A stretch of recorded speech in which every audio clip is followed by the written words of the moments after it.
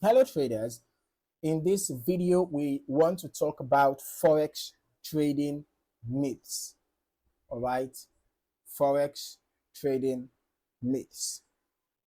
Now, there are many myths in Forex trading, right? And believing them can slow down your progress or even lead to losses.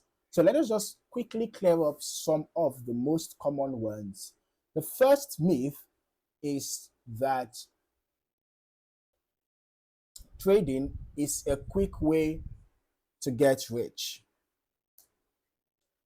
Well, many beginners come into Forex expecting fast profits, but the reality is that trading takes time, practice, and discipline. So it's a skill just like any other.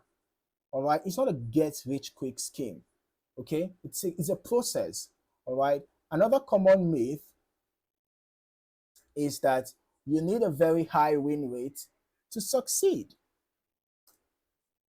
Now, in truth, you can be profitable even if you lose many trades, as long as your winning trades are larger than your losing ones.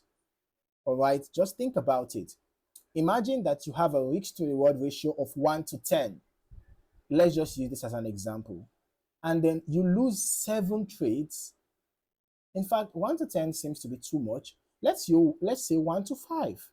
And then out of 5 trades, right, you lose 3 and you win 2.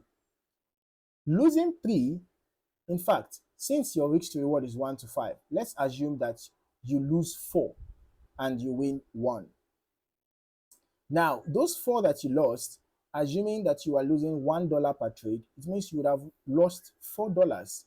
Then the fifth one, because your risk to reward is 1 to 5, you won $5. So you lost 4 and won 5. At the end of the day, you are in a net profit of $1. I just decided to use this example, practical example, to show you that even with a low win rate, so long as your winning trades are way bigger than your losing trades, you can still be profitable. Okay? Now, there is also the belief that more trades mean more profit.